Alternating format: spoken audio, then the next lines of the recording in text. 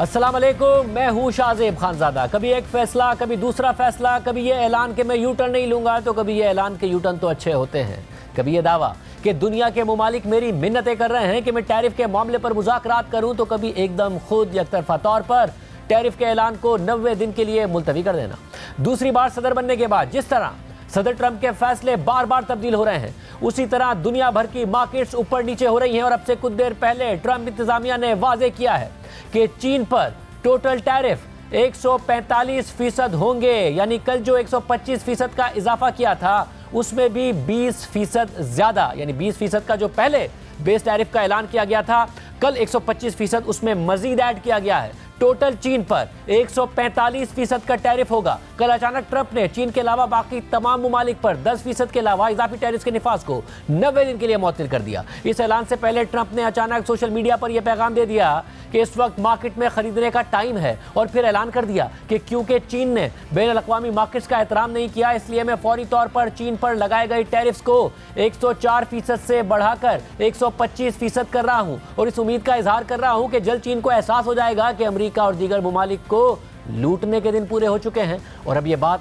काबिल कबूल नहीं है। और क्योंकि बाकी मुमालिक ने अमेरिका से मुज़ाकरात के लिए राब्ता कर लिया है, इसलिए मैं चीन पर 125% टैरिफ के फौरी निफाज के साथ साथ बाकी तमाम मुमालिक पर लगाए गए 10% के अलावा इजाफी टैरिफ्स पर 90 दिन का वक्फा दे रहा हूं। इस ऐलान के बाद वाज़ेह हो गया कि अब टैरिफ की जंग अमेरिका और बाकी दुनिया के दरमियान नहीं, बल्कि अमेरिका और चीन के दरमियान रह गई है। अमेरिकी मार्केट्स में इस ऐलान के फौरन बाद 16 साल की कल रिकॉर्ड तेजी देखी गई। तेल की कीमतें मनफी से मजबूत हो गई। फिर आज सुबह एशियन और फिर यूरोपीय मार्केट्स में भी तेजी देखी गई। फिर आज यूरोपीय यूनियन ने भी अमेरिका पर जवाबी टैरिफ लगाने का फैसला रोक दिया।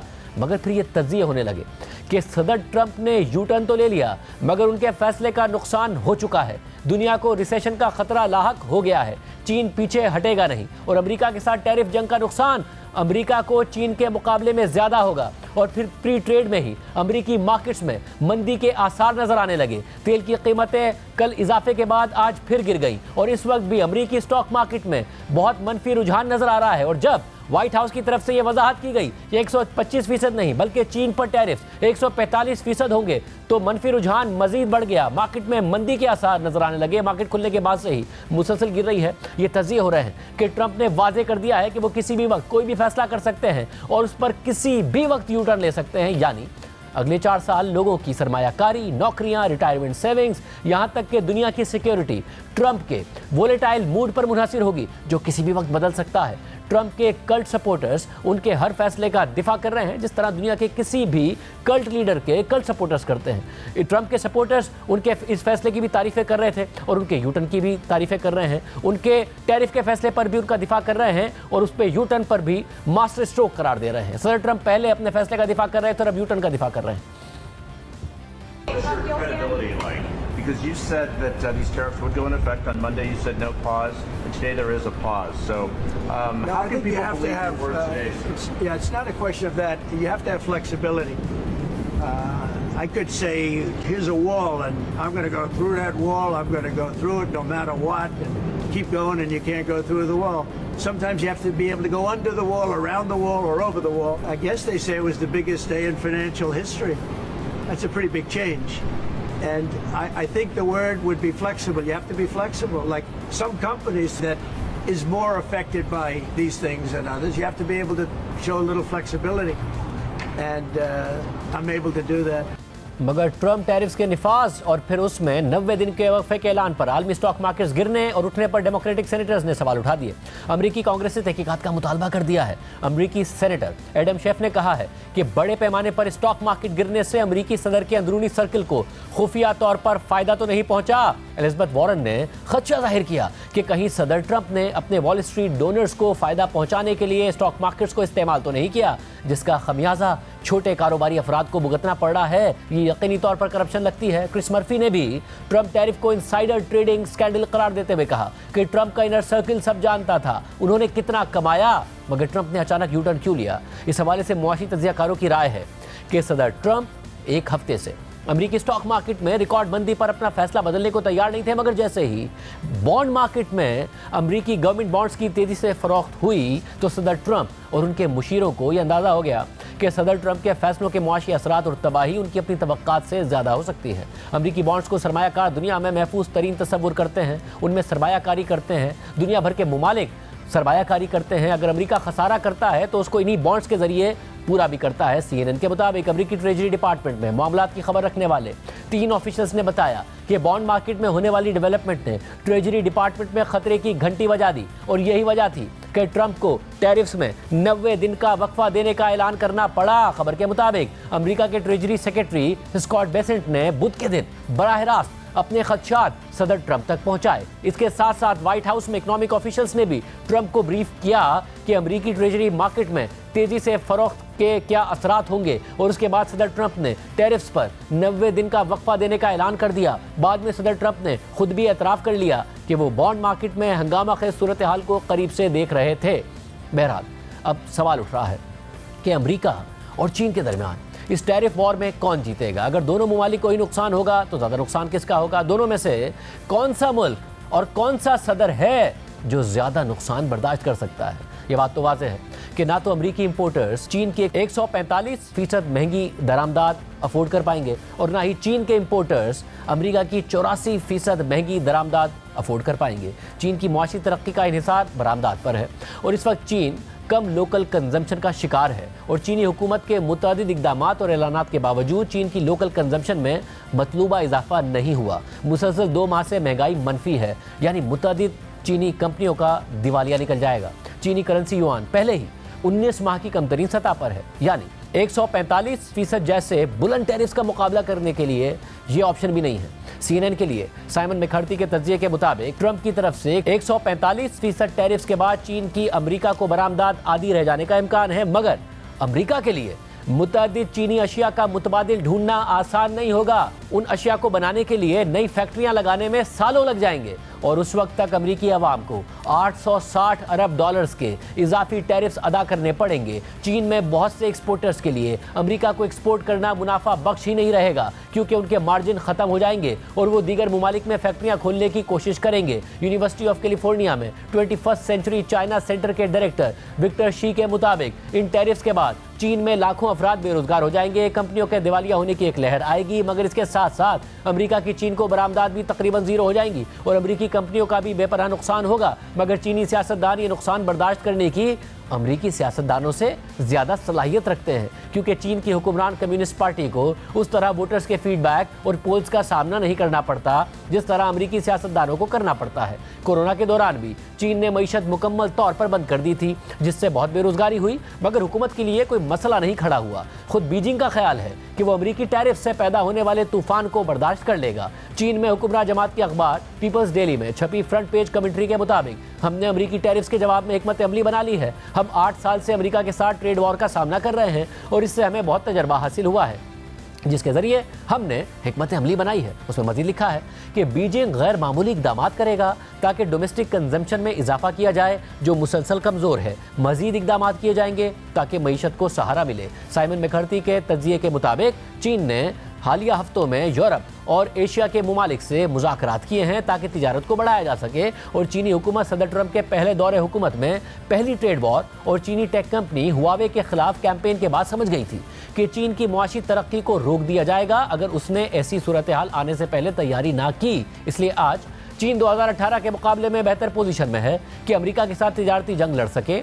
चीन ने 2018 के बाद अपने तिजारती ताल्लुकात फैलाए हैं। 2018 में चीन की टोटल बरामदात यानी एक्सपोर्ट्स का 20% अमेरिका को जाता था, जो अब 15% से भी कम है। चीन के मैन्युफैक्चरर्स ने दीगर मुमालिक में फैक्ट्रीज खोलकर अपने ऑपरेशंस को तोसी दे दी है, जिनमें वियतनाम और कंबोडिया शामिल हैं। स्टीफन कॉलिंसन के तज्जिये के मुताबिक चीन ने बुध के दिन ट्रंप की तरफ से इजाफी टैरिफ को 90 दिन के लिए मुअत्तल करने के ऐलान से एक सबक जरूर सीखा होगा, और वो ये कि जैसे ही ट्रंप को अपनी पॉलिसीज के नताइज का सामना करना पड़ा तो वो पीछे हट गए। इसके अलावा चीन ने अमेरिकी बॉन्ड मार्केट में डिस्टर्बेंस को भी करीब से देखा होगा और खुद चीन सबसे बड़ा बॉन्ड होल्डर है। चीन पहले ही इशारा दे चुका है कि वो इस ट्रेड वॉर में आखिर तक लड़ेगा। दूसरी जानिब ईरान के साथ जौहरी मुआहदे के लिए भी ट्रंप की जारहाना और धमकियों की पॉलिसी ताहाल बरकरार है और इस सिलसिले में एक अहम ब्रेक थ्रू मिलने के बावजूद वो अब भी ईरान पर दबाव डालने के लिए न सिर्फ मुसलसल फौजी कार्रवाई की धमकियां दे रहे हैं, बल्कि उनकी इंतजामिया ने हफ्ते को ईरानी हुकाम से होने वाले अहम मुज़ाकरात से पहले एक बार फिर मुतअद्दिद ईरानी कंपनियों पर पाबंदियां भी आयद कर दी हैं। कल ओवल ऑफिस में सहाफियों से गुफ्तगू करते हुए सदर ट्रंप ने एक बार फिर जौहरी मुआहदा ना करने की सूरत में ईरान के खिलाफ फौजी कार्रवाई की धमकी दे दी और साथ ये भी कहा कि इसराइल उन फौजी कार्रवाइयों की क़यादत कर सकता है।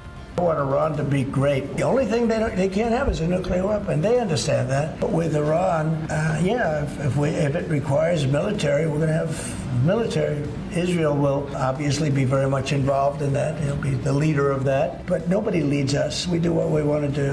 इससे पहले कल ही अमरीकी महकमा खजाना ने सदर ट्रंप की ईरान से मुतालिक ज़्यादा से ज़्यादा दबाव की पॉलिसी के तहत मुतअद्दिद ईरानी इदारों पर पाबंदियां आयद करने का ऐलान कर दिया था। इस हवाले से अमरीकी महकमा खजाना की जारी करदा बयान के मुताबिक उन्होंने ईरान में कायम 5 इदारों और एक शख्स पर पाबंदी आयद की है, क्योंकि वो ईरान के जौहरी प्रोग्राम की हिमायत कर रहे हैं और इन पाबंदियों का मकसद ईरान को जौहरी हथियार हासिल करने से रोकना है। ट्रंप इंतजामिया के इन हालिया इकदाम पर ईरान का रद्द अमल भी सामने आया है। ईरान के सुप्रीम लीडर आयतुल्लाह खामनाई के मुशीर अली शमखानी ने एक्स पर पोस्ट करते हुए लिखा है कि बैरूनी खतरात का तसलसल और ईरान का फौजी हमले की हालत में होना उसे मुमकिन तौर पर कुछ रोकथाम के इकदाम इख्तियार करने पर मजबूर कर सकता है। इन इकदाम में इंटरनेशनल एटॉमिक एनर्जी एजेंसी के मुआयनाकारों को मुल्क से बेदखल करना और इस इदारे के साथ ताउन मुअत्तल करना शामिल हो सकता है। इसी तरह अफजोदा जौहरी मवाद को महफूज और खुफिया मकाम पर मुंतकिल करना भी ज़ेर गौर आ सकता है। सदर ट्रंप की ईरान से मुतालिक धमकियां और जारहाना इकदाम ऐसे वक्त में सामने आ रहे हैं जब सिर्फ 2 दिन पहले सदर ट्रंप ने इसराइली वज़ीर आज़म नेतन्याहू के साथ ये ऐलान किया कि अमरीका हफ्ते को ईरान के साथ आला सतह के मुज़ाकरात करने जा रहा है, जिनकी ईरान ने भी तस्दीक कर दी थी। और दोनों ममालिक के दरमियान ये अहम ब्रेक थ्रू दोनों जानिब से होने वाली 2 माह की सख्त लफ्जी गोलाबारी और मुज़ाकरात के मिस सिग्नल्स के बाद सामने आई, जिसका सिलसिला 4 फरवरी को सदर ट्रंप की जानिब से ईरान से मुतालिक सख्त और ज़्यादा से ज़्यादा दबाव की पॉलिसी के दोबारा इतलाक़ के बाद शुरू हुआ था। इस दौरान सदर ट्रंप मुसलसल ईरान पर दबाव डालने के लिए धमकियों और जारहाना इकदाम का सहारा लेते रहे और मार्च में उन्होंने मुत्तहिदा अरब अमारात के तवस्सुस से ईरान को मुज़ाकरात के लिए ख़त भी भेज दिया था। ट्रंप की जानिब से धमकी आमेज़ लहजे में मुज़ाकरात की पेशकश पर ईरान के सुप्रीम लीडर आयतुल्लाह खामनाई और सदर मसूद पज़ेश्कियान अमरीका को सख्त जवाब भी देते रहे और मुतअद्दिद बार दोनों ने सदर ट्रंप की मुज़ाकरात की नीयत पर सवालात उठाते हुए उन्हें मुस्तरद भी किया। फरवरी में एक मौके पर ट्रंप की मुज़ाकरात की पेशकश पर रद्द अमल देते हुए ईरानी सुप्रीम लीडर ने कहा था कि अमरीका के साथ मुज़ाकरात में ना तो समझदारी है, ना ही दानिशमंदी और ये ना ही काबिल एहतराम हैं, इससे हमारा कोई मसला हल नहीं होगा। और वो ये तजर्बे की बुनियाद पर कह रहे हैं। इसके अलावा ईरान ट्रंप की जानिब से फौजी कार्रवाइयों की धमकियों पर सख्त जवाब देने का ऐलान भी करता रहा है, लेकिन इस सब के बावजूद ईरान ने मुज़ाकरात के इम्कान को बरकरार भी रखा हुआ है और इस सिलसिले में ईरानी वज़ीर ख़ारजा अब्बास अराग़ची मुसलसल बराबरी की सतह पर मुज़ाकरात की बात करते रहे हैं और पीर को ट्रंप की जानिब से मुज़ाकरात के ऐलान के बाद भी उन्होंने ऐसा ही मौक़िफ़ पेश किया था और साथ ही ये कहा था कि ईरान के जौहरी प्रोग्राम पर फौजी हल कोई ऑप्शन नहीं है। ईरान के जौहरी तनसीबात शुरू से ही अमरीका और इसराइल के निशाने पर हैं और दोनों ममालिक उन्हें मुकम्मल तौर पर ख़त्म करने के ख्वाहां हैं। हफ्ते को ओमान में ईरानी और अमरीकी हुकाम के दरमियान मुज़ाकरात होंगे, मगर इसराइल इन मुज़ाकरात से पहले ही वादे कर चुका है कि वो ईरान के साथ भी लीबिया की तर्ज का एक जौहरी मुआहदा चाहता है, यानी वो ईरान के जौहरी प्रोग्राम का मुकम्मल खात्मा चाहता है। वाज़ेह रहे कि दिसंबर 2003 में लीबिया के साबिक सदर कर्नल मोअम्मर क़ज़्ज़ाफ़ी ने एक इंतहाई गैर मामूली और हैरानकुन पेशरफ्त में अपने जौहरी प्रोग्राम समेत अपने तमाम वेपन्स ऑफ मैस डिस्ट्रक्शन मुकम्मल तौर पर ख़त्म करने का ऐलान कर दिया था और साथ ही उन्होंने रज़ाकाराना तौर पर इन हथियारों की साइट्स को बैनुल-अक़वामी मुआयने के लिए पेश कर दिया था। 19 दिसंबर 2003 को मोअम्मर क़ज़्ज़ाफ़ी के इस हैरानकुन और गैर मुतवक्के ऐलान के हवाले से ख्याल किया जाता है कि यह फ़ैसला अमरीका और बरतानिया के साथ कई महीनों पर मुहित खुफिया मुज़ाकरात के बाद सामने आया था, जो मार्च 2003 में शुरू हुए थे। इस ऐलान के बाद दिसंबर 2003 में ही इंटरनेशनल एटॉमिक एनर्जी एजेंसी ने लीबिया के जौहरी प्रोग्राम का मुआयना किया था और बाद में लीबिया ने अपने यूरेनियम अफजोदा करने वाले आलात और दीगर जौहरी साजो सामान अमरीका के हवाले कर दिए थे और फिर लीबिया पर आयद कई बैनुल-अक़वामी पाबंदियाँ ख़त्म कर दी गई थी। इसके अलावा यह ख्याल भी किया जाता है कि अक्टूबर 2003 में जर्मनी और इटली के हुकाम की जानिब से पकड़ा गया एक बहरी जहाज़ भी मोअम्मर क़ज़्ज़ाफ़ी के इस हैरानकुन फैसले की वजह बना था। जर्मनी और इटली के हुक्काम ने मलेशिया से लीबिया जाने वाले एक बहरी जहाज़ को इटली के करीब पकड़ा था। इस जहाज़ में सेंट्रीफ्यूज के पुर्जे मौजूद थे जो यूरेनियम की अफजोदगी के लिए इस्तेमाल होते हैं। ये वो टेक्नोलॉजी है जो जौहरी हथियारों की तैयारी में इस्तेमाल हो सकती है। इस कार्रवाई को लीबिया के जौहरी प्रोग्राम के खात्मे में एक अहम किरदार के तौर पर देखा जाता है। अब इसराइल इसी तर्ज पर ईरान के जौहरी प्रोग्राम का भी मुकम्मल खात्मा चाहता है, मगर ईरान का जौहरी प्रोग्राम लीबिया के प्रोग्राम से कहीं ज़्यादा एडवांस और बेहतर समझा जाता है और इस पर आसानी से हमला भी मुमकिन नहीं है। अल जज़ीरा के अप्रैल 2024 में शाया होने वाली रिपोर्ट के मुताबिक नतंज, जहां ईरान की मरकजी जौहरी तनसीबात वाक़ हैं, उसकी सैटेलाइट तस्वीर से जाहिर होता है कि वहां एक नई ज़ेर ज़मीन साइट की तामीर में पेशरफ्त हो रही है जो यूरेनियम की अफजोदगी के हॉल्स और दीगर तनसीबात को रखने की सलाहियत रखती है। ये तनसीब अंदाजन ज़मीन से 100 मीटर्स की गहराई में वाक़ है, जो इतनी गहरी है कि अमरीकी साख्ता बंकर बस्टर बॉम्ब से भी इसको गालिबन नुकसान नहीं पहुँच सकता है। अमरीकी साख्ता ये बंकर बस्टर बॉम्ब्स इसराइल, गजा और लबनान में भी इस्तेमाल कर चुका है। ऐसे में सिफारतकारी और मुआहदे के जरिए ही अमरीका और इसराइल ईरान के जौहरी प्रोग्राम को ख़त्म कर सकते हैं। मगर हफ्ते को ओमान में होने वाले मुज़ाकरात से पहले भी अमरीका जौहरी मुआहदे के लिए ईरान के साथ मुज़ाकरात कर चुका है। वो मुज़ाकरात कामयाब भी हुए थे। साबिक अमरीकी सदर बराक ओबामा की क़यादत में अमरीका ने तकरीबन 2 साल की तवील सिफारतकारी के बाद जुलाई 2015 में ईरान के साथ एक तारीखी जौहरी मुआहदा किया था, जिसे बाज़ाब्ता तौर पर joint comprehensive plan of action कहा जाता है। इस मुआहदे में अमेरिका के अलावा दीगर आलमी ताकतें चीन, रूस, बरतानिया, फ्रांस और जर्मनी भी शामिल थीं। इस मुआहदे के तहत ईरान अपने जौहरी प्रोग्राम के बड़े हिस्से को ख़त्म करने और अपने जौहरी तनसीबात की बैनुल-अक़वामी इंस्पेक्शन के लिए राज़ी हो गया था और इसके बदले में ईरान को अरबों डॉलर्स की आलमी पाबंदियों में नरमी दी गई थी। ताहम इसराइल ने इस मुआहदे को कमज़ोर करार देते हुए उस वक्त मुस्तरद कर दिया था और 2017 में सदर बनने से पहले ट्रंप भी इस मुआहदे पर सख्त तनकीद करते रहे हैं। मगर इस सब के बावजूद अमरीकी think tank council on foreign relations के मुताबिक इब्तिदाई तौर पर यह मुआहदा काफ़ी हमवार अंदाज में आगे बढ़ा। 2016 के आगाज़ में इंटरनेशनल एटॉमिक एनर्जी काउंसिल ने तस्दीक की कि ईरान ने अपने इब्तिदाई वादे पूरे कर दिए हैं, जिसके जवाब में अमेरिका, यूरोपीय यूनियन और अक़वाम मुत्तहिदा ने ईरान पर आयद पाबंदियाँ ख़त्म या मुअत्तल कर दी। उनमें सबसे अहम इक़दाम यह था कि अमरीकी सदर बराक ओबामा की इंतज़ामिया ने तेल के शोबे में आयद सानवी पाबंदियाँ ख़त्म कर दी, जिससे ईरान को अपने तेल की बरामदात को तकरीबन उस सतह तक पहुंचाने की इजाज़त मिल गई जो पाबंदियों से पहले थी। साथ ही अमेरिका और कई यूरोपीय ममालिक ने तकरीबन 100 अरब डॉलर्स के मुंजमद ईरानी असासे भी बहाल कर दिए और इसी तरह मामला 2016 के आखिर तक बगैर किसी रुकावट के आगे बढ़ते रहे। मगर फिर ट्रंप की कामयाबी के बाद इस मुआहदे पर तहफ़्फ़ुज़ात उठना शुरू हो गए और बिलाखिर यही हुआ। 2018 में सदर ट्रंप ने एकतरफ़ा तौर पर अमेरिका को इस मुआहदे से अलग कर लिया और ईरान पर दोबारा सख्त मुआशी पाबंदियाँ आयद कर दी। उस वक्त ट्रंप का कहना था कि यह मुआहदा ईरान के बैलिस्टिक मिसाइल प्रोग्राम और ख़ित्ते में उसकी प्रॉक्सी जंगों से मुताल्लिक़ ख़दशात को हल करने में नाकाम रहा है।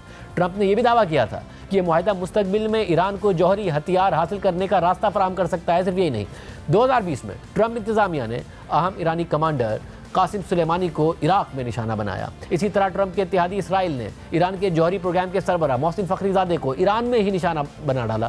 फिर खबरें आईं कि इन सारे इक़दाम के बाद ईरान ने भी अपने जौहरी प्रोग्राम पर काम दोबारा शुरू कर दिया है। मगर फिर 2021 में ट्रंप की सदारत के खात्मे के बाद नए अमरीकी सदर बाइडेन ने कहा था कि अगर ईरान दोबारा मुआहदे की शराइत पर अमल दरामद शुरू करे तो अमेरिका दोबारा 2015 के जौहरी प्रोग्राम का हिस्सा बन जाएगा। और इस सिलसिले में बाइडेन दौर में काफ़ी अरसे तक गैर मुस्तकिल और तातुल का शिकार मुज़ाकरात के बावजूद दोनों ममालिक किसी मुआहदे के करीब नहीं पहुँच सके और अब एक बार फिर सदर ट्रंप ईरान के साथ जौहरी मुआहदा करने की कोशिशें कर रहे हैं और सिलसिले में वो मुसलसल धमकियों और जारहाना इक़दाम का इस्तेमाल कर रहे हैं। ईरान भी जवाब दे रहा है, मगर साथ ही ये भी बता रहा है कि कितना पुरकशिश हो सकता है फाइनेंशियली अगर ईरान और अमेरिका का मुआहदा हो जाता है। ट्रिलियंस ऑफ डॉलर्स का किस तरीके से फ़ायदा हो सकता है। हमारे साथ मौजूद है कामरान बुखारी साहब, माहिर बैनुल-अक़वामी उमूर। बुखारी साहब, बहुत शुक्रिया मुझे ज्वाइन करने के लिए।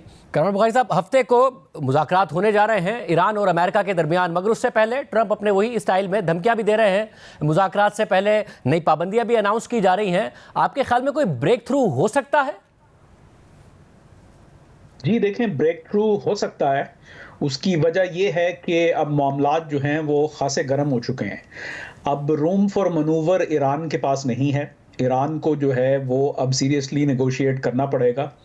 उनको जो बहुत बड़ी जो है रुसवाई हुई है शाम और लबनान के अंदर और फिर गज़ा के अंदर और फिर हूतियों के ऊपर भी बमबारी हो रही है, तो वो एक तरह से उनका जो इलाकाई इन्फ्लुएंस है वो इराक में सुकड़ के रह गया है।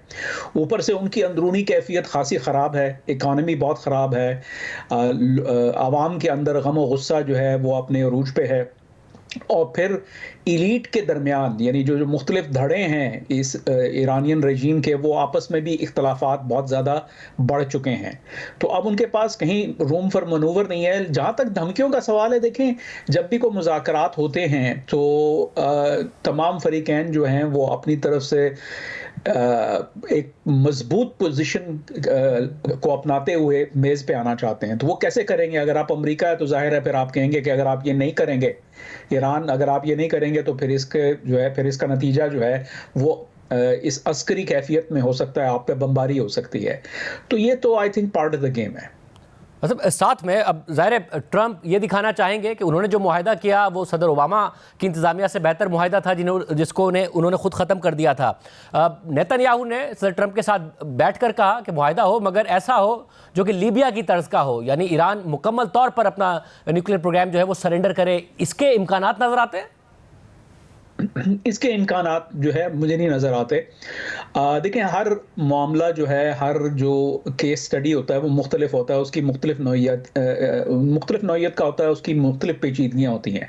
अब जाहिर है इसराइली वज़ीर आज़म बेंजामिन नेतन्याहू अपने पर्सपेक्टिव से देख रहे हैं और वो चाहते हैं कि बिल्कुल ही जो है न्यूक्लियर प्रोग्राम का कला कमा हो, क्योंकि वो उस खत्ते में रहते हैं।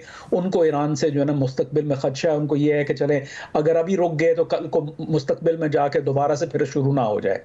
अमेरिका का पॉइंट ऑफ व्यू डिफरेंट है। और अगर आप जहां डोनाल्ड ट्रंप की वो देख रहे हैं, जारहाना जुबान देख रहे हैं, वहां पे आप ये भी देखें कि साथ साथ वो कह रहे हैं कि मैं ईरान के साथ डील करना चाहता हूं। और उन्होंने बारहा दफ़ा कहा है, और उनके जो खुसूसी एलची हैं स्टीव विटकॉफ, उन्होंने भी बारहा दफ़ा ये कहा है कि हम बातचीत करना चाह रहे हैं, हम मामले को रफा दफा करना चाह रहे हैं। और इसी वजह से ईरान की तरफ से भी अगर आप देखें तो जो उनके सदर हैं मसूद पेज़ेश्कियान, तो वो उन्होंने भी आके यही बात की है कि देखें आपके लिए जो है इन्वेस्टमेंट अपॉर्चुनिटीज़ हमारे मुल्क में बहुत ज़्यादा होंगी।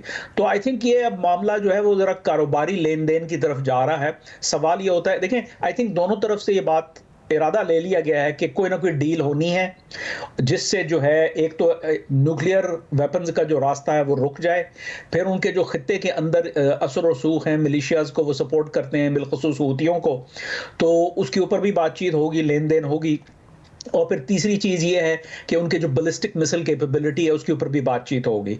तो अगर इस पे हो सकता है तो फिर उनका जो है आई थिंक ट्रंप इंतज़ामिया विन विन सिचुएशन चाहती है, वो गड़बड़ नहीं चाहती। यानी कि आप एक बहुत वाज़े इम्कान देख रहे हैं कि अगर आमने सामने बैठ रहे हैं अमेरिका और ईरान तो एक ब्रेक थ्रू के बहुत ज़्यादा इम्कानात हैं।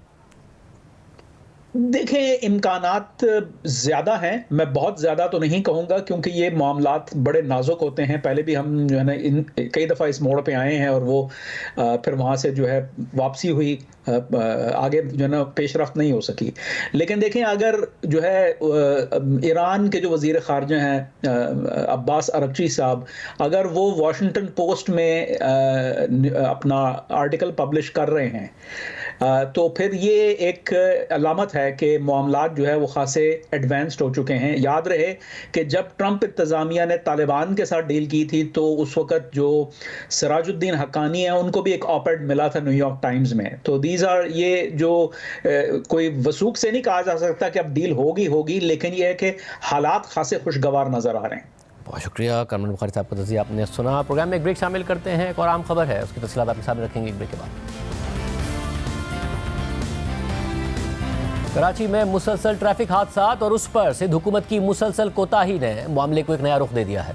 शहर में ट्रैफिक हादसात के बाद अब शहरी कानून को हाथ में ले रहे हैं और हादसे का सबब बनने वाली गाड़ियों को आग लगा रहे हैं, जिसके जवाब में डंपर्स ने शहर के मुख्तलिफ मकामात पर मट्टी और कचरा गिराना शुरू कर दिया है। एहतजाज हो रहा है और कई इलाकों को पानी सप्लाई करने वाले वाटर टैंकर गायब हो गए हैं, जिससे शहर में एक नए बहरान का अंदेशा पैदा हो गया है। ताज़ा तरीन वाक़या नॉर्थ कराची के इलाके में पेश आया, जहाँ पावर हाउस चौरंगी के करीब डंपर की टक्कर से मोटरसाइकिल सवार शख्स जख्मी हो गया, जिसके बाद डंपर मोटरसाइकिल को दूर तक घसीटता हुआ ले गया और फिर मुश्तइल अफराद ने कई डंपर जला दिए। हादसे के एक एनी शाहिद ने बताया कि डंपर ड्राइवर 17-18 साल का लड़का था जो रेस लगाता हुआ आ रहा था। रेस लगाने वाले डंपर ड्राइवर को लोगों ने रोका तो उसने फरार की कोशिश में डंपर मोटरसाइकिलों पर चढ़ा दिया, जिससे 2 मोटरसाइकिलें तबाह हो गईं और एक मोटरसाइकिल सवार शख्स जख्मी हो गया। इसके बाद मुश्तइल अफराद ने पावर हाउस चौरंगी और 4K चौरंगी के करीब 9 गाड़ियों को आग लगा दी। पुलिस के मुताबिक मुतासरा गाड़ियों में 5 डंपर और 4 वाटर टैंकर शामिल हैं।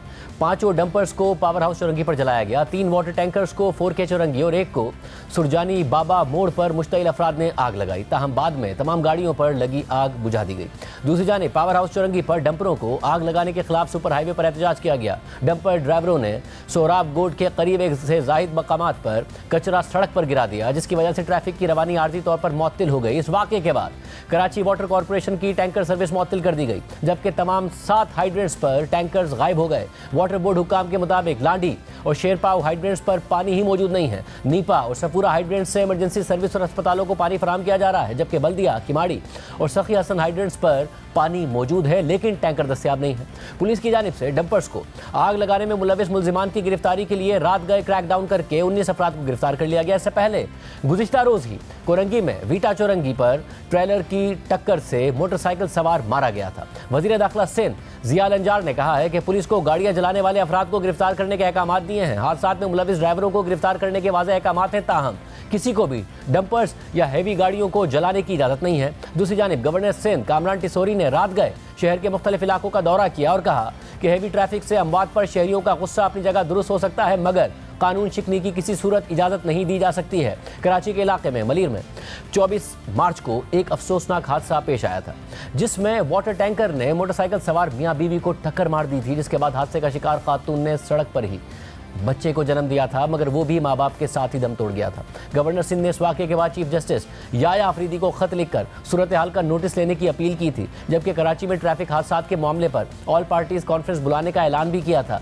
जबकि शहर में हैवी ट्रैफिक की वजह से मारे गए अफराद के लवाहिकीन को 12 अप्रैल को गवर्नर हाउस मदऊ करके उन्हें प्लॉट देने का ऐलान भी कर रखा है। दूसरी तरफ कराची में बढ़ते हुए ट्रैफिक हादसात पर मुहाजिर कौमी मूवमेंट के सरबराह आफाक अहमद ने भी 12 अप्रैल को ही एहतजाजी मुजाहरे का ऐलान किया हुआ है और इस मुजाहरे को सफ़ेद परचम तहरीक का नाम देते हुए कहा है कि अगर हुकूमत ने पुरअमन मुजाहिरीन को रोका तो फिर अवाम माफियाज का मुकाबला करेंगे। इसके जवाब में डंपर्स एसोसिएशन ने 12 अप्रैल को एहतजाज की सूरत में 16 अप्रैल को सड़कों पर आने का ऐलान कर दिया है। इस पूरी सूरत हाल में सिंध हुकूमत की कारकर्दगी पर सख्त सवालात उठ रहे हैं और सियासी मुखालिफिन की जानिब से हुकूमत पर इल्ज़ाम लगाया जा रहा है कि वो हादसात का सबब बनने वाली बड़ी गाड़ियों के खिलाफ कार्रवाई में मुकम्मल तौर पर नाकाम हो चुकी है, जबकि इल्ज़ाम भी लगाया जा रहा है कि सूबाई या शहरी हुकूमत का कोई भी नुमाइंदा ट्रैफिक हादसात में मरने वालों के लवाहिकीन के पास ना तो ताज़ियत के लिए गया है और ना ही किसी के लिए मुआवजे का ऐलान किया गया है। जियो न्यूज़ के नुमाइंदे राहिल सलमान की खबर के मुताबिक कराची में ट्रैफिक हादसात में रवां साल अब तक मजमूई तौर पर 257 अफराद मारे जा चुके हैं, जबकि जख्मियों की तादाद 3452 तक पहुंच गई है।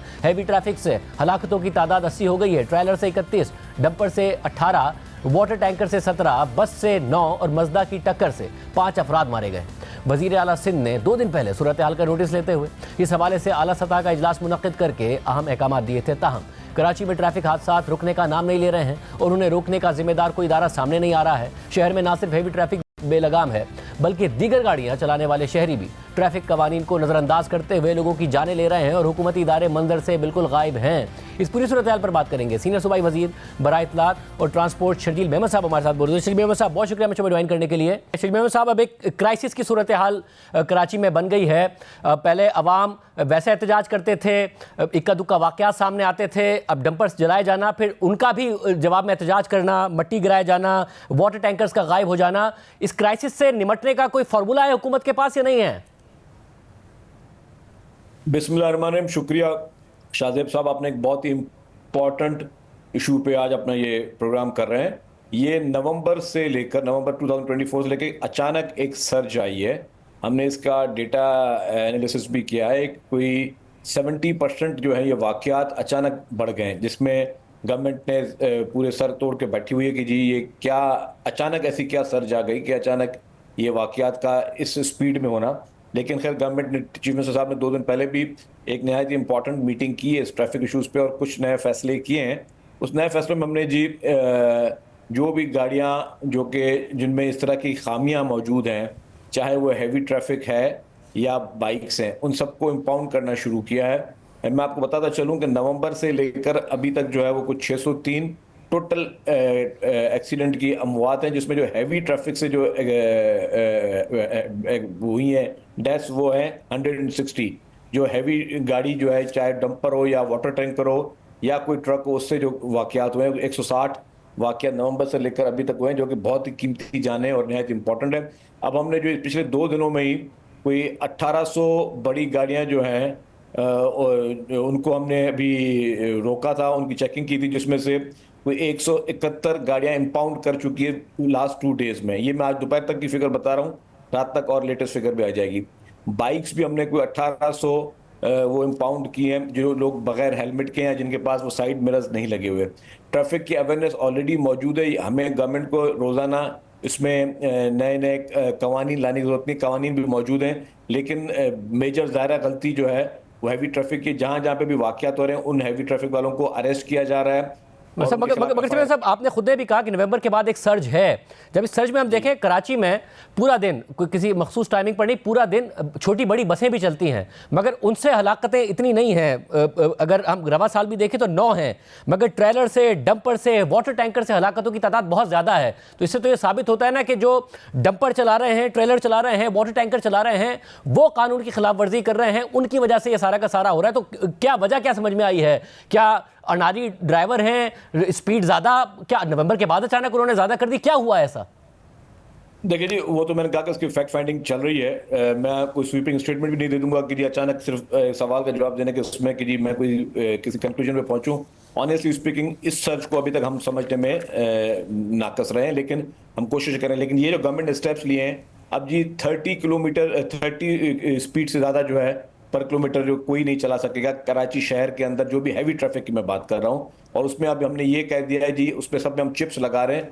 चिप्स में जैसे ही, और ज़्यादा इसमें थोड़ा सा मैकेनिज्म में थोड़ा टाइम लगेगा, चिप्स लगा रहे हैं, जैसे ही वो ओवर स्पीडिंग करेगा 30 से ऊपर, तो फौरी तौर पर जो है वो मार्क हो जाएगी, उस गाड़ी को हम इंपाउंड कर देंगे। इसी तरीके से जिसने हमने कहा कि हेलमेट का इस्तेमाल सबके लिए बहुत इंपॉर्टेंट है, कि जी जो भी बाइक पर, चाहे खुदा न खास्ता कोई भी हादसा हो, चाहे वो कार के जरिए हो या हैवी ट्रैफिक से हो या बाइक कोई भी स्लिप भी हो रही हो, तो एटलीस्ट जो एक सेफ्टी प्रोटेक्शन पूरी दुनिया में, आप स्कूटर चलाएं या बाइक चलाएं, हेलमेट लाजमी है। मैंने बताया सिर्फ आपको 2 दिन में 1800 मोटरसाइकिल जो इंपाउंड हुई है। ये दुरुस्त है कि आप हेलमेट की इन्फोर्समेंट बिल्कुल लाजमी करनी चाहिए, इस बात में कोई शक नहीं है। मगर जो वज़ीर आला ने दीगर अहकाम दिए, जब इसमें आप कह रहे हैं कि ट्रैकर लगाए जाएंगे, डैश कैम लगाने की बात की गई, लाइसेंस चेक करने की बात की गई, ड्राइवर ने नशा ना किया हो, इस सब की इन्फोर्समेंट कितने अरसे में हो जाएगी? आपने कहा कि कोई टाइमलाइन, कोई तो टाइमलाइन होगी ना आपके जहन में कि हो जाए, लोग जान से जा रहे हैं और इस वक्त शहर के हालात ख़राब हो रहे हैं। देखिए जी, ट्रैफिक कवानीन ऑलरेडी मौजूद थे। अब उसके लिए, अब चेकिंग्स के लिए 80 टीम्स कराची में बनाई गई हैं। वो 80 टीमें जो हैं वो रैंडमली लोगों को चेक कर रही हैं। जिस तरह मैंने बताया कि सिर्फ 2 दिनों में 180 से ज़ायद जो है वो बड़ी गाड़ियां जो इंपाउंड की गई हैं, जिनमें वो सेफ्टी प्रोटेक्शंस नहीं थे। अब लाइसेंस इसकी ये है कि लाइसेंस ऑल पाकिस्तान लाइसेंस कोई KPK से भी लेता है, कोई बलूचिस्तान से भी लेता है, कोई पंजाब से भी लेता है। वो लाइसेंस वैलिड समझा जाता है जो ऑल पाकिस्तान जाता है। लेकिन अब हमने एक और चीज़ की, जो सिंध से जो लाइसेंस इशू होंगे हैवी ट्रैफिक के, उसमें भी थोड़ी सख्ती कर दी है कि जब वो कैपेबल हो जाए उसके बाद भी एक कुछ आर्स रखे हमने, वो आर्स उसने फिर भी चलाने होंगे, जिसको ट्रैफिक पुलिस खुद मैनेज करेगी और चेक करेगी कि क्या ये गाड़ी बिल्कुल सही चला रहा है या नहीं चला रहा है। इसी तरीके से जो बाहर वाले लाइसेंस वाले यहाँ चला रहे हैं, उसमें जो डोप टेस्ट भी हम शुरू कर रहे हैं। डोप टेस्ट ये है कि अगर कोई भी शख्स, अगर वो अपने उस ज़हनी तवाज़ुन में, उस हालात में वो नहीं है, या अगर कोई उसने ड्रग यूज़ किया हुआ है, या उसने नींद अपनी पूरी नहीं की हुई है, क्योंकि नींद का भी बहुत बड़ा एक असर होता है, क्योंकि लोग जो बाहर से गाड़ियाँ चला के आ रहे होते हैं नॉर्थ से, और वो वहाँ पे शहर तक आते हैं, तो कभी कभी वो एक ड्राइवर या 2 ड्राइवर पे भी चल रहा होता है, तो वो लोग, उनकी नींद पूरी नहीं होती। तो वो सारी चीज़ों मैकेनिज्म के लिए एक अथॉरिटी एक बनाई है चीफ मिनिस्टर साहब ने, और मेयर कराची को भी उसमें हमने एक लीड रोल दिया है कि वो जितने भी ट्रैफिक कवानीन हैं और जहाँ पे भी जो इस तरह की चीज़ें, जिससे हमें सारी एजेंसीज को आपस में हम मिलाकर इस लॉज को मजीद इन्फोर्समेंट कर सकें। ये लाजमी ज़ाहिर नींद का फैक्टर भी, क्योंकि जो मलीर में हादसा हुआ वो ड्राइवर 24 घंटे से जाग रहा था। मगर ज़ाहिर शहरियों को कानून हाथ में नहीं लेना चाहिए, मगर शहरियों की फ्रस्ट्रेशन है कि हादसा इतने हों और उसके बाद उन्हें लॉ इन्फोर्समेंट पर, हुकूमत पर भरोसा ना हो कि कार्रवाई होगी, सज़ा होगी। ये भी एक बहुत बड़ा फैक्टर है। तो उन्हें किस तरीके से ये ट्रस्ट हो कि हुकूमत कार्रवाई भी करेगी अगर कोई हादसा होगा? लेकिन इसमें शाहजेब साहब, ड्राइवर्स अरेस्ट होते हैं, लेकिन कहीं कहीं जब बड़ा कोई हादसा होता है ना, तो पूरे शहर की बात नहीं कर, हाईवेज पे भी ड्राइवर भाग जाते हैं, लेकिन वो गाड़ी जो है, उस गाड़ी से उसके मालिक को जो है वो ट्रैक किया जा सकता है। हमने पर्सनली, मैंने मुख्तलिफ जो है एसोसिएशंस हैं, डंपर की और टैंकर्स की, वाटर टैंकर, ऑयल टैंकर, इन सब से मीटिंग्स की। हमने उनको कहा है कि जी आपके ऊपर भी ये जिम्मेदारी होती है जो ओनर्स हैं कि जी आप देखें कि ड्राइवर आपका इस कैपेबल है या नहीं, और ड्राइवर साहब फटीक तो नहीं ले रहे हैं। ड्राइवर को जितने आज ड्राइविंग करनी चाहिए, जितने आज रेस्ट है, वो आपकी जिम्मेदारी है, वरना वो गाड़ी भी इंपाउंड होगी और मालिक के खिलाफ भी एफआईआर काटेंगे। और शर्मा साहब, नवंबर से जब आपने ये डेटा देखा, डेटा के एनालिसिस किए कि नवंबर के बाद एक बहुत बड़ी सर्ज है, तो क्या इस बात में भी सर्ज है, इस बात में भी इजाफा है कि जो नंबर ऑफ अरेस्ट हुए हैं, या सिर्फ और सिर्फ हादसात में इजाफा है, गिरफ्तारियों में इजाफा नहीं है? नहीं, गिरफ्तारियां शहरों में ज्यादा हुई हैं। मैं आपको अर्ज कर लूं, ज्यादातर जो बड़े हादसे होते हैं ना, खुदा न खासा, जब आप देखते हैं कि हाईवेज पे कि पूरी बस की, किसी बस की या ट्रक की टक्कर में जो है कोई बहुत बड़ी अमवात होती है, तब ड्राइवर भागते हैं। शहर में ड्राइवर के लिए भागना मुश्किल होता है। चंद केसेस में ड्राइवर भागे, अभी काफी केसेस में ड्राइवर वो अरेस्टेड हैं और उनके खिलाफ जाहिर है जो कानूनी कार्रवाई होती है, एक्सीडेंट की भी कार्रवाई है, और अगर वो उसके बाद लाइसेंस नहीं है तो इट इज मर्डर। या ये तो कानून सबको पता होना चाहिए, बट अगर आपके पास बगैर licence considered as a murder, वो कानून बिल्कुल कानूनी क्लियर है। साहब फिर मुझे बताएगा, इस वक्त जो सूरत हाल है, डंपर्स ने आज जगह जगह कचरा गिरा दिया, वाटर टैंकर गायब हो गए हैं, पानी का एक अलग क्राइसिस पैदा हो रहा है, इसके लिए क्या कर रही है हुकूमत? अब तमाम एसोसिएशंस को भी इंगेज किया हुआ है और हम चाह रहे हैं कि कोई इस तरह की सूरत हाल भी पैदा ना हो। अनफॉर्चुनेटली कुछ लोग इस पे भी पॉलिटिक्स करने की कोशिश कर रहे हैं, या कोशिश करेंगे दोबारा कोई लिसानी तरफ लेके जाया जाए। इसमें उस पर गवर्नमेंट ने सबको इंगेज किया हुआ है और सबको सख्ती से बोला हुआ है, चाहे वो पॉलिटिकल पार्टीज अगर कोई इसको मिसयूज करना चाहें या अगर कोई डंपर एसोसिएशन वगैरह इसको मिसयूज करना चाहें। हम चाहते हैं कि जी जो शहर का कारोबार है वो भी चलता रहे, पानी की सप्लाई भी मिलती रहे, और जो हम स्पीड वाली लिमिट कर रहे हैं, मैं समझता हूँ इससे हमें एक उम्मीद है कि जो हम स्पीड एक रिड्यूस की है हमने, और उस पर उसको इसकी इन्फोर्समेंट पे कर रहे हैं, मेरे ख्याल से इससे कोई फायदा हो सकता है, लेकिन जरूरी है कि इसमें चंद दिन और लगेंगे। मतलब अगर आपने कहा कि सियासी जमातें जो हैं वो इस मामले का फायदा उठा रही हैं, अब एहतजाज है 12 अप्रैल को, 16 अप्रैल को जवाबी एहतजाज का ऐलान कर दिया है ट्रांसपोर्ट एसोसिएशन ने कि अगर सियासी जमातें एहतजाज का ऐलान करती हैं इन हादसात के खिलाफ, अब आप कहते हैं फायदा उठा रही हैं। फायदा अगर उठा भी रही हैं तो इसलिए उठा रही है कि हुकूमत कार्रवाई नहीं कर रही है, लोग मर रहे हैं, हादसात हो रहे हैं, तो और क्या करें? और जब दो तरफ से एहतजाज होगा तो हुकूमत क्या करेगी? शाहिद भाई, पहली बात है कि आपने जहां तक कहा कि कार्रवाई नहीं कर रही है, कार्रवाई तब नहीं हो रही हो जब लोग गिरफ्तार ना हो रहे हो। जो शख्स जो है गाड़ी चला रहा है, हैवी ट्रैफिक गाड़ी में जो भी चाहे डंपर ट्रक चला रहा है, और अगर उसने एक्सीडेंट किया, अगर फौर उसको पुलिस अरेस्ट कर रही है, तो उसका मतलब कि वो कानून के कटहरे में आ गया, तो कार्रवाई हो रही है, इंसाफ मिल रहा है।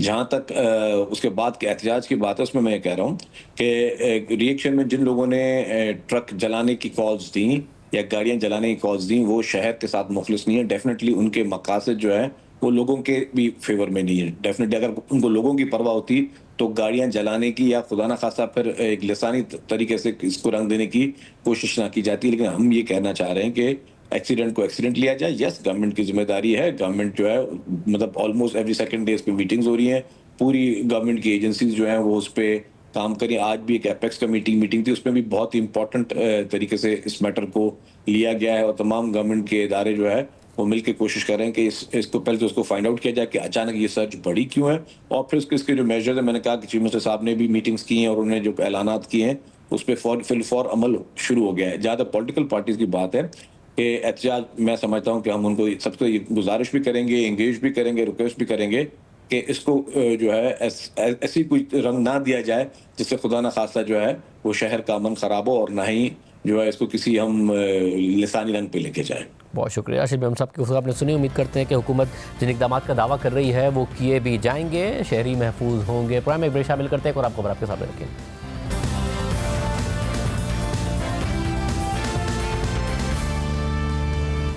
अडियाला जेल में इमरान खान से मुलाकातों का मामला अब एक और बड़ा सियासी तनाज़ा बन चुका है। हुकूमत कुछ अरसे से इमरान खान से मुलाकातों पर रुकावटें खड़ी कर रही है। जेल इंतजामिया अपनी मर्जी से मुलाकातें मैनेज कर रही है, लेकिन पीटीआई हुकूमत से निपटने के बजाय आपस में ही तनाज़ात में उलझती जा रही है, जिसका फ़ायदा उठाते हुए हुकूमत ने अपनी यह हिकमत अमली जारी रखी हुई है। जुमेरात को फिर अडियाला जेल में इमरान खान से उनके सियासी रुफ़का की मामूल की मुलाकात का दिन था, लेकिन एक दफ़ा फिर किसी को भी इमरान खान से मिलने नहीं दिया गया। इसके अलावा इमरान खान की बहन अलीमा खान की दरख्वास्त पर रावलपिंडी की इंसदादी दहशतगर्दी अदालत ने आज इमरान खान से फैमिली की मुलाकात की इजाज़त दे दी थी, मगर फैमिली में से कोई भी अडियाला जेल नहीं पहुंचा। आज पार्टी के सेक्रेटरी जनरल सलमान अकरम राजा ने इमरान खान की फैमिली के अफराद के नामों के साथ साथ जिन दीगर मुलाकातियों के नाम जेल इंतजामिया को फराहम किए थे उनमें उमर अयूब, शिबली फराद, मलिक अहमद खान बच्चर, साहबजादा हामिद रजा, अल्लामा राजा नासिर अब्बास और नियाजुल्लाह नियाजी शामिल थे। ये रहनुमा आज भी काफ़ी देर तक अडयाला जेल के करीब इंतजार करते रहे, शिकवे शिकायतें और जारहाना बयानात देते रहे, मगर मुलाकात नहीं कराई गई। उमर अयूब ने असिस्टेंट डिप्टी सुप्रिंटेंडेंट जेल से मुकालमा भी किया कि हम यहाँ नहीं खड़े हो सकते, किस वक्त मुलाकात कराई जाएगी। तो असिस्टेंट डिप्टी सुप्रिंटेंडेंट जेल ने कहा कि अभी इंतजार करें, आपको बता दिया जाएगा, मगर फिर भी मुलाकात नहीं कराई गई। तो उमर अयूब ने सुप्रिंटेंडेंट अडयाला जेल को खत लिख दिया और मौक़िफ़ इख्तियार किया कि आज इमरान खान से रुफ़का की मुलाकात तय थी। मुलाकातियों की फहरिस्त पहले ही जेल इंतजामिया को भेज दी गई थी। मुलाकात के हवाले से इस्लामाबाद हाई कोर्ट के लार्जर बेंच के वाज़ेह अहकामात हैं जिनकी मुसलसल खिलाफवर्जी की जा रही है। इमरान खान से मुलाकात न कराना और रहनुमाओं को रोकना तौहीन अदालत है। जेल इंतजामिया और अडयाला जेल चौकी के अमले के खिलाफ तौहीन अदालत की दरख्वास्त दायर करेंगे। जेल इंतजामिया ने इंसदादी दहशतगर्दी अदालत रावलपिंडी के अहकामात की भी खिलाफवर्जी की है, मगर जेल अमले ने उमर अयूब का यह खत वसूल करने से इनकार कर दिया। जबकि नुमाइंदा जियो न्यूज़ शब्बीर डार के मुताबिक ओपोजिशन लीडर ने गोरखपुर नाके पर मौजूद पुलिस अफसरान और एहलकारों को तलब किया और एसपी सदर समेत 22 पुलिस एहलकारों के नाम तहरीर किए। उमर अयूब का एहलकारों से मुकालमा भी हुआ। आपने खुद एक वोट पिटीशन चली रही है, आप सारों के जरा मुझे वो डेली वगैरह में कागज़ पर चलो, मैं आपके साथ ये नाम कर रहा हूँ, ये कंटेम्प्ट में आ जाएगा। जी तैयब आप आगे जनाब साथी हैं, बाकी तो मेरे कोऑर्डिनेटर से बेचारों जी नहीं सारों का है। तैयब आप पूरा नाम क्या लिखा? तैयब ज़हीर बेग। अच्छा यार ये कैमरे से मैंने उधर भेजे ना, उधर अभी आते हैं, उधर आपका स्टॉप है। दो बशीर, आपका पूरा नाम क्या है जनाब? बाबर भाई, मोहम्मद बेफिक्र है। उमर भाई आपने लास्ट टाइम मेरा और एजाज भाई के नाम को मैं समझ नहीं और भी लगेगा इंशाल्लाह। अच्छी बात है ना, इसी तरह वो होती है, एडवर्टीजमेंट अच्छी होती है, आपको एक्स्ट्रा मार्क्स मिलेंगे कि जी आपने इनको रोक ही रखा। हाँ मैं तो भाई था, मैं सारे इसी काम के लिए, एडवर्टीजमेंट के लिए। एडवर्टीजमेंट के लिए बिल्कुल। नुमाइंदा जियो न्यूज़ शब्बीर डार के मुताबिक उमर अयूब ने गोरखपुर नाके पर मीडिया से गुफ्तगू की कोशिश की तो एसएचओ सदर बैरूनी ने उमर अयूब को मीडिया से गुफ्तगू के लिए जाने से रोक दिया। पुलिस की जानिब से रोकने पर उमर अयूब नाराज़ हो गए और मीडिया से गुफ्तगू करने के बाद ही वहाँ से रवाना हुए। इससे पहले मंगल को हुकूमत ने PTI chairman barrister Gohar Khan और अली जफर समेत मखसूस वकला को इमरान खान से मिलने की इजाज़त दी थी, जिसके बाद तहरीक इंसाफ आपस में ही उलझ गई है। पार्टी के सेक्रेटरी जनरल ने अपने ही पार्टी रहनुमाओं पर मंजूर नज़र होने का इल्ज़ाम लगा दिया, इताअत गुजारी का इल्ज़ाम लगा दिया और अब उन्होंने ये भी दावा कर दिया कि पार्टी रहनुमाओं ने इमरान खान की बहनों पर धरना ख़त्म करने के लिए दबाव डाला। कल बहुत कुछ हुआ, जिस तरह से बहनों के धरने को ख़त्म करने की कोशिश की गई, हमारे अपने लोगों ने उन पर दबाव डाला कि आप मान जाइए, जो ये कहती हैं इनके कहने के मुताबिक चलिए, उन्होंने इनकार किया। ये सब बातें सामने आएंगी। पार्टी आपस में ही उलझ पड़ी है, एक दूसरे पर इल्ज़ामात लगाए जा रहे हैं। बैरिस्टर गौहर खान जवाब में कह रहे हैं कि मैं चेयरमैन हूँ, मुझे कौन रोक सकता है या कौन अहकामात दे सकता है, मैं अहकामात दूंगा, मुझे इमरान खान का अहतमाद हासिल है। मगर पार्टी में बयानबाजी का सिलसिला एक दूसरे के खिलाफ जारी है। आज के प्रोग्राम में इतना याद दीजिए। अल्लाह हाफ़िज़।